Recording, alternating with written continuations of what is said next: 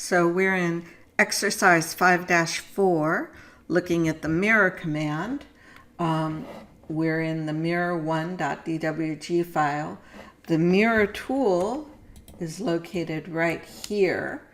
And mirror basically creates a copy of whatever you select, but a mirrored version, so like an inverse.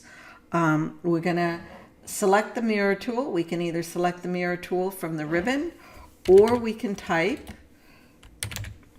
MI for mirror, and then we select what we want to select. Now, if this is a polyline, so I can just select that polyline, and then I'm going to go enter, because that's all I want to mirror. And then it asks for the first line, first point of the mirror line. The mirror line is basically your axis of symmetry. So I select this endpoint here and this endpoint here. And then you're asked if you want to erase source objects. And I'm going to say no. And I've created my tree. And so that's how you mirror.